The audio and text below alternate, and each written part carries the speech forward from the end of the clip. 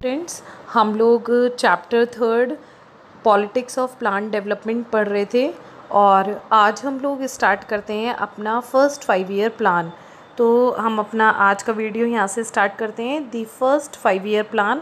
The first 5 year plan जिसका जो time period है फर्स्ट 5 ईयर प्लान का वो 1951 से 1956 तक का माना जाता है and sought to get the country's economy out of the cycle of poverty. और ये जो फर्स्ट 5 ईयर प्लान था इसका मेन मोटिव क्या था कि देश को गरीबी से निकाले। क्यों ये मोटिव रखा गया? क्योंकि इंडिपेंडेंस के बाद हमने देखा कि जब पार्टीशन हो गया तो हमारे सामने सबसे बड़ी एक जो समस्या थी वो थी गरीबी की। लोगों के पास इतना पैसा नहीं था, लोगों के पास रोज़गार नहीं था, एम्प्लॉयमेंट नहीं था, गरीबी चारों तरफ थी। तो सबसे पहले हमें किस चीज़ से उभरना था? हमें पॉवर्टी से बाहर निकलना था। K. N.. Raj, a young economist, involves in drafting the plan. और फर्स्ट 5 ईयर प्लान के जो मुख्य ड्राफ्टिंग मेंबर थे, मतलब जो हेड थे, वो कौन थे? वो के.एन. राज थे। ये एक यंग इकोनॉमिस्ट थे। The first 5 year plan addressed mainly the agrarian sector including investment in dams and irrigation. जो हमारा फर्स्ट 5 ईयर प्लान था उसमें जो मेन चीज़ रखी गई वो क्या था? वो था एग्रीकल्चर का डेवलपमेंट। और एग्रीकल्चर का डेवलपमेंट कैसे होगा? वो डैम से भी होगा और वो इरिगेशन से भी होगा। तो फर्स्ट 5 ईयर प्लान में बेसिकली किस चीज़ को इम्पोर्टेंस दी गई? एग्रीकल्चर को। उसके लिए डैम्स को डेवलप करा गया, इरिगेशन के मीन्स को डेवलप करा गया। Huge allocations were made for large scale projects like the Bhakra Nangal dam.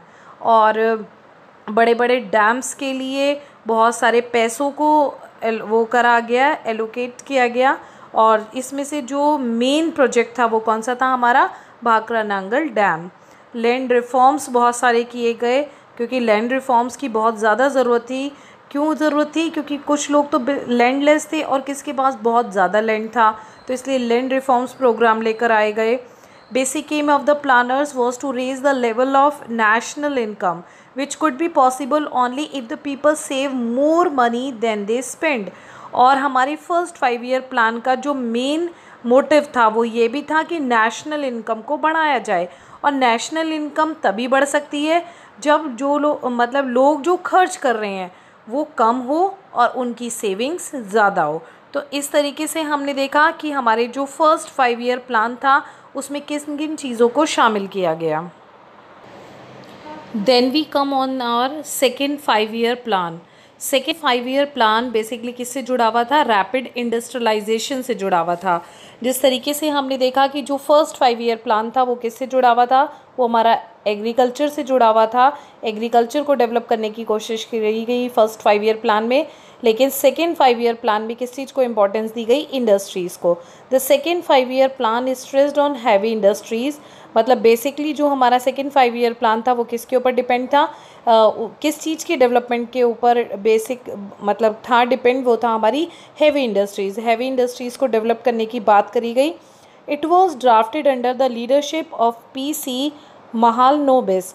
और जैसे कि मैंने फर्स्ट 5 ईयर प्लान में बताया था के.एन. राज के अंडर फर्स्ट 5 ईयर प्लान को बनाया गया, उसी तरीके से सेकेंड जो हमारा 5 ईयर प्लान था वो किसके अंडर बना? वो बना P.C. महालनोबिस के अंडर बना था। और second 5 year plan wanted to bring quick structural transformation by making changes simultaneously in all possible direction.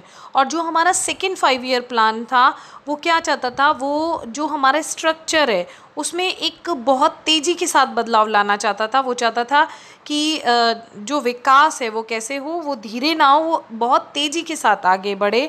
Congress party at its session held at Awadhi near the then Madras city passed an important resolution. It declares the socialist pattern of society was its goal.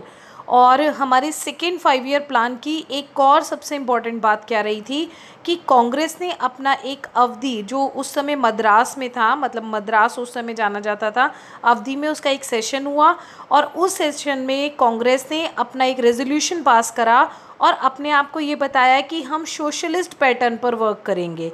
तो ये भी अपने आप में एक बहुत बड़ा बदलाव था कांग्रेस पार्टी के लिए।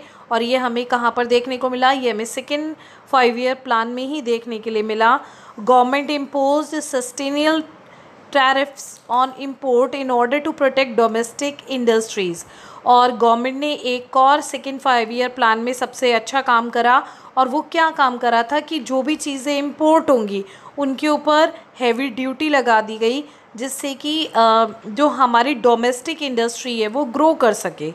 Electricity, railway, steel, machineries and communication developed in the public sector. और जो इलेक्ट्रिसिटी हो गई, रेलवेज़ हो गया, स्टील हो गई, मशीनरी हो गई एंड कम्युनिकेशन हो गया, ये सब किसके कंट्रोल में रखा गया? ये पब्लिक सेक्टर के कंट्रोल में रखा गया। इट मीन्स ये किसके कंट्रोल में रहा? ये गवर्नमेंट के कंट्रोल में रहा। India was technologically backward, so it has to spend precious foreign exchange to buy the technology from the global market. हमारा जो सेकेंड 5 ईयर प्लान था उसमें एक और हमें समस्या देखने को मिली कि इंडिया जो टेक्नोलॉजिकली उस समय कैसा था? बहुत ज़्यादा बैकवर्ड था। अगर हम इंडस्ट्रीज़ को डेवलप करना चाहते थे तो हमारे पास टेक्नोलॉजी भी होनी चाहिए, और टेक्नोलॉजी हमारे पास तो थी नहीं। और टेक्नोलॉजी हमने कहाँ से बाय करी? वो बाय करी हमने ग्लोबल मार्केट से। और ग्लोबल मार्केट से जब बाय करने के लिए गए तो जो हमारे पास फॉरेन एक्सचेंज था वो सारा खर्च हो गया। Industry attract more investment than agriculture, the possibility of food shortage loomed large, the Indian planners found balancing industry and agriculture really difficult. साथ में एक और समस्या सेकेंड 5 ईयर प्लान में हमें देखने को मिली उस दौरान कि इन्वेस्टमेंट जो था वो इंडस्ट्रीज़ को ज़्यादा अट्रैक्ट कर रहा था बल्कि एग्रीकल्चर को। लेकिन एग्रीकल्चर में जो एक खाने की कमी, मतलब एग्रीकल्चर उस समय जो फूड शॉर्टेज था वो हमें अपने उस समय बहुत ज़्यादा देखने को मिल रहा था। क्यों? कहीं ना कहीं कोई नेचुरल डिज़ास्टर हो रहे थे, सूखा पड़ रहा था, तो उस वजह से फूड शॉर्टेज हमें देखने को मिलने लगी। और इसीलिए जो हमारे प्लानर्स थे, जो हमारे लिए डेवलपमेंट का प्लान कर रहे थे, उनके लिए इंडस्ट्री और एग्रीकल्चर को बैलेंस बनाकर चलने में बहुत ज़्यादा दिक्कत हो रही थी, क्योंकि ज़्यादातर इन्वेस्टमेंट वाले लोग किसकी तरफ देख रहे थे? इंडस्ट्री की तरफ देख रहे थे। वहीं दूसरी तरफ एग्रीकल्चर और पीछे जाता जा रहा था। क्यों? क्योंकि खाने की कमी हो रही थी। और खाने की कमी क्यों हो रही थी?